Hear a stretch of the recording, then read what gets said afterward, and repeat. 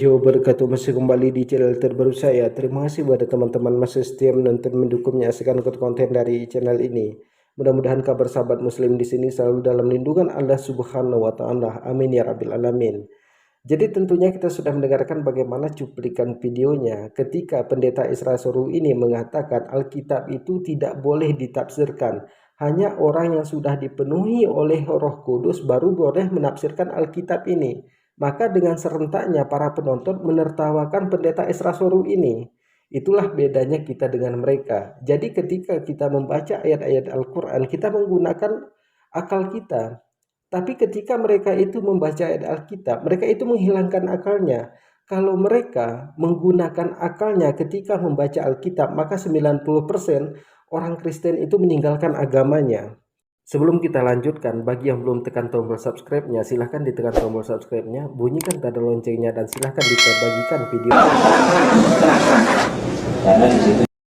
Kita sudah mendengarkan apa yang disampaikan oleh Pendeta Budi. Akhirnya Pendeta Budi ini pun ditertawakan oleh para penonton. Pendeta Isra Soru juga bernasib yang sama seperti Pendeta Budi.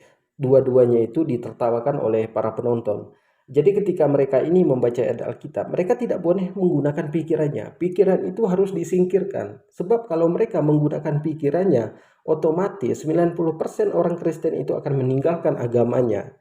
Jadi seperti contoh yang kita ambil dari dalam ayat Alkitab, dikatakan di dalam Alkitab bahwa ular itu makan debu. Apakah ada ular makan debu?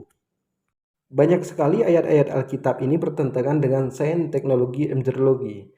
Pada tahun 1800-an, orang non-muslim mengatakan Al-Quran ini karangan Nabi Muhammad SAW. Karena Allah Subhanahu wa taala berfirman di dalam Al-Quran, lebih banyak gunung berapi di dalam laut daripada di darat. Orang non-muslim pada tahun 1800-an tidak percaya. Mereka mengatakan ini karangan Nabi Muhammad. Tapi pada tahun 1900-an ini dibuktikan oleh mereka sendiri. Dibuktikan oleh non-muslim, ternyata benar apa yang disampaikan oleh Al-Quran, bahwa di dalam laut itu ada gunung berapi, lebih banyak di dalam laut. Secara pikiran kita masuk akal nggak? Di dalam laut itu ada api, semerawakan oleh para penontonnya. Jadi kepada teman-teman aja juga yang berkomentar di sini bahwa saya itu katanya membenci pendeta Isra Soru. Saya tidak pernah membenci pendeta Isra Soru, karena saya nggak ada urusan pribadi dengan beliau.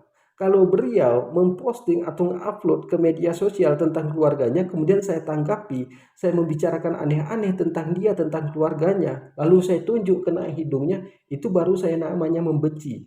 Tapi kalau nggak ada urusan saya pribadi dengan dia, kemudian saya membenci dia, berarti mental saya rusak. Saya tidak pernah membenci pendeta Isra Soru. Jadi kepada teman-teman di sini, agama itu bisa kita bilang publik. Kenapa? Karena 99% orang Indonesia itu beragama. Maka kalau membicarakan agama itu sudah menjadi hal yang biasa. Saya tidak pernah membenci pendeta Isra Soru. Biarpun dia pendeta, saya tidak pernah membencinya. Karena saya banyak berteman dengan pendeta, saya banyak berteman dengan non-muslim. Saya tidak pernah membenci mereka. Kalau saya menanggapi video pendeta Isra Soru, bukan berarti saya itu membencinya. Ini kadang-kadang kita itu cacat di dalam berpikir.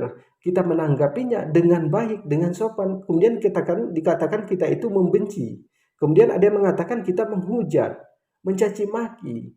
Nah, inilah rusaknya pikiran kita ketika kita menanggapi pembicaraan orang lain.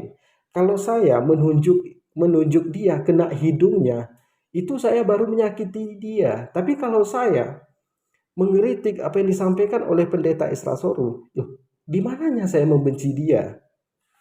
Jadi terima kasih sudah menonton, jangan lupa tekan tombol subscribe-nya, bunyikan tanda loncengnya, dan silahkan dibagikan videonya. Assalamualaikum warahmatullahi wabarakatuh.